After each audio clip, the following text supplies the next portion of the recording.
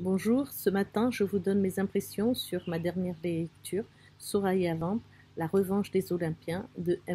Dominique Merca crée en 2013 l'édition La Plume et le Parchemin. Ce roman raconte le parcours initiatique de la jeune Soraya qui va aller à la rencontre de sa destinée. Cette réplique aurait dû m'arracher le sourire le plus euphorique de mon existence, mais je ne l'écoutais déjà plus. Pour je ne sais quelle raison, j'avais de plus en plus de mal à me concentrer. Cela avait commencé 2 semaines auparavant. J'avais l'impression que mon corps bouillonnait de l'intérieur, comme s'il était en quête de quelque chose. D'ailleurs, X m'avait conseillé, pour ne pas dire ordonné, d'éviter le sucre et la caféine. Mais cette nouvelle émotion était différente et difficilement contrôlable. Pendant que Logan continuait son monologue, je profitais de cette escapade pour admirer la ville qui vibrait au rythme de ses bars, cinémas et autres lieux de divertissement. J'étais captivée par toutes les lumières qui perçaient la nuit et inondaient les Dionysiens de leur chaleur. Telle l'héroïne de road movie, je me laissais bercer par le doux souffle du vent. Toutefois, celui-ci ne devait pas m'apprécier, car, soudain, il me déversa une puanteur en pleine face. Ce relent de cadavres pourris au soleil me fit lâcher un « berk » qui alerta le conducteur. « C'est peut-être mon après-rasage. C'est vrai qu'il sent un peu fort. Désolé, chérie. Non, ça ne vient pas de toi. » Je me souviens de l'avertissement de X. « Il faut qu'on fasse demi-tour. Ramène-moi l'appartement, s'il te plaît, » exigeai-je malgré moi. « Ah non, bébé, pour une fois qu'on n'a pas ton oncle sur le dos, c'est notre première sortie. On a prévu de faire des choses. » Il ravala sa salive à l'idée de ce qu'il pensait faire. « Et tu as promis à Marine de venir à ta fête. » J'avais effectivement promis à Marie-Laurie de me pointer à sa fête d'anniversaire. Mais ce n'était pas le moment le plus important de cette soirée. Nous serions restés 1 heure ou 2 chez notre ami, histoire de nous pavaner.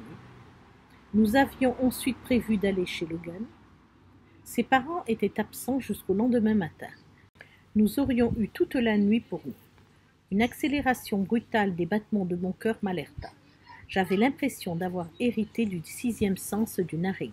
« Ça approche !» hurlai-je. « Mais de quoi parles-tu ? Tu ne te sens pas bien, ma puce ? Que m'arrive-t-il ? » Je n'en savais rien. Mon cœur cognait de plus en plus fort, prête à s'extraire de ma poitrine.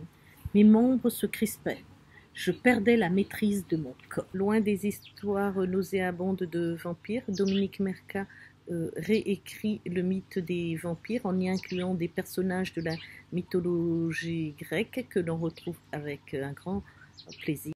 3 types de personnages, les humains, les vampires et les dieux de l'Olympe. Donc c'est une idée qui est à saluer parce qu'elle est vraiment originale.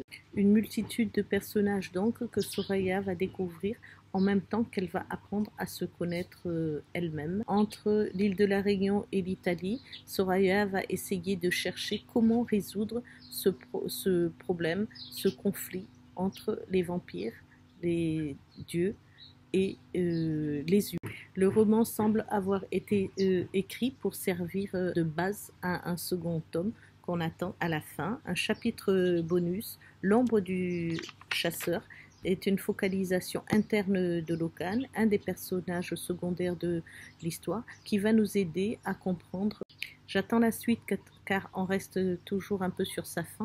Soraya m'a réconcilié avec les histoires de vampires, même si la série Twilight avait déjà commencé la réhabilitation du mythe des vampires dans l'imaginaire populaire depuis Dracula. On se mêle souvent les pédales pour classer ce type de roman.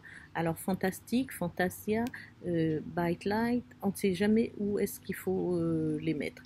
Le fantastique, c'est souvent l'intrusion de l'étrange, du surnaturel dans un récit qui se veut réaliste, et il a été théorisé par Todorov. Le mot anglais fantasy apparaît à peu près dans les années 2000 pour caractériser la littérature du merveilleux, magie, monstre, l'imaginaire dans un cadre merveilleux, un peu comme le Seigneur des Anneaux. Dans les années 2000, on voit aussi émerger une littérature fantasy urbain qu'on nommera le Bite Light. On peut catégoriser Soraya Vamp, La Revanche des Olympiens, dans cette catégorie de Bite Light. Voilà, donc là-dessus, je vous souhaite une bonne lecture, un bon confinement, reste votre case, et puis, bon ben, à bientôt.